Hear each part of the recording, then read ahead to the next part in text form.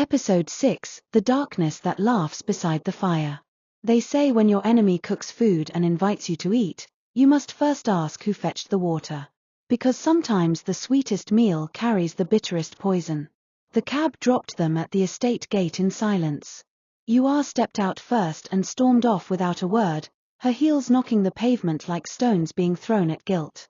Emma stood behind for a second, then slowly walked into her apartment like a widow returning from a strange burial.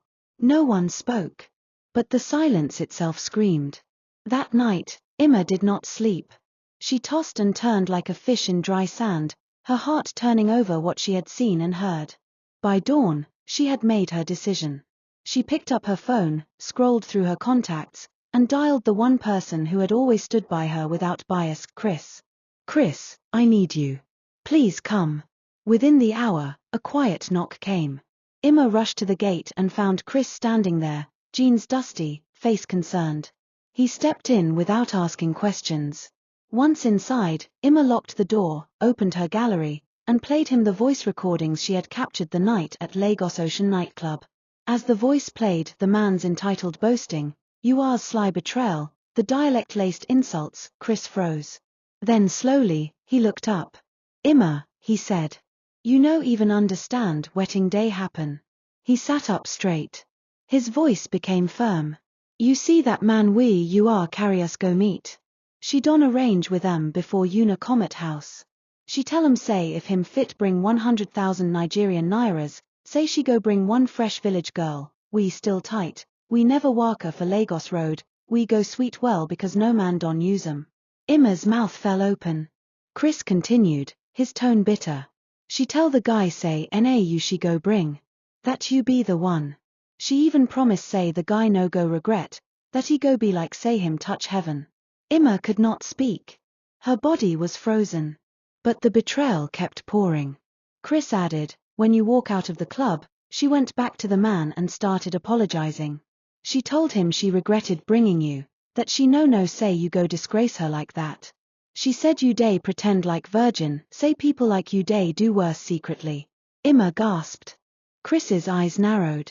The man even asked her for refund, say since the girl no gree, make she return the money. But you know what you are do? Emma shook her head slowly. Chris said, she offered herself instead. She go on her knees day beg the guy. She say she go satisfy pass wetting you for fit do sef. Silence swallowed the room. Emma finally whispered, Chris. IWAN confront her. But Chris raised his hand. No. If snake don enter your house, you no kill 'em by shouting. You watch it.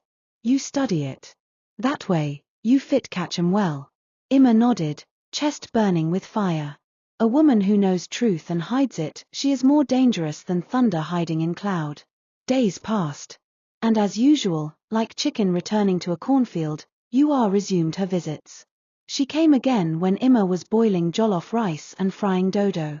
With her nose in the air, she laughed as though she had not planned another woman's downfall. But something had changed. Yua had begun drinking strange herbal teas, claiming it would enhance her hips and breasts. She changed her hairstyle to long natural braids, the same as Emma's. She now wore Ankara crop tops like Emma. She even changed her voice tone to sound sweeter, more gentle. All in vain. Because no matter what paint a lizard wears, it will never become a crocodile. Yua didn't know that what attracted men to Emma wasn't her looks alone, but her light, her peace, her depth. Men of value look beyond skin.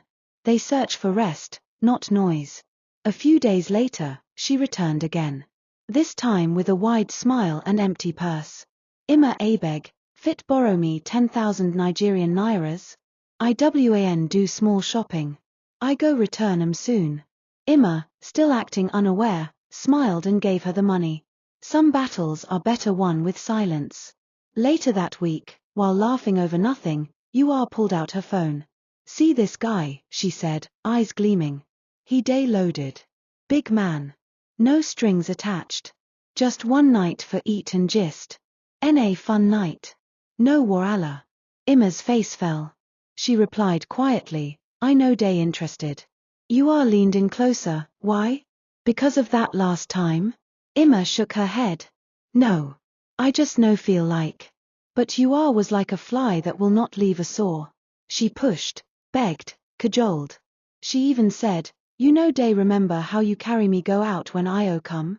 I just WN show you love to NA." After hours of pressure, Emma, tired and heavy, agreed. Sometimes, when the wind refuses to listen, the tree bends not because it's weak, but to avoid breaking. The next night, they dressed up. Emma wore a fitted blue jeans that hugged her hips like second skin, and a scrub top, simple but elegant. Her heels clapped softly with class. Yua, not to be outshined, wore a tight bodycon gown, and bold lashes, hair curled like clouds. But as always, Emma's glow outshined hers. Because beauty is not worn, it is lived. They entered a cab and landed at a new restaurant and bar. The air was scented with wine, perfume, and possibility. As they walked toward the VIP section, two well-dressed men, average in age but wealthy in appearance, sat at a table.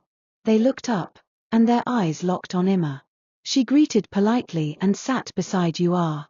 But the moment Yua got up to use the restroom, the men seized the chance. They drew their chairs closer to Emma, each trying to impress her. One offered her wine. The other joked about her earrings. It was playful but intense. From across the room, Yua watched, and burned. She returned to the table, saw the change of position, the way both men were now fixed on Emma. Her heart cracked. Again. Her smile died. Her shoulders tightened. By the time they were ready to leave, the men refused to let Emma go without exchanging numbers. One even held her hand gently and said, "Please, don't disappear. I must see you again." Emma smiled politely, collected their numbers and walked out.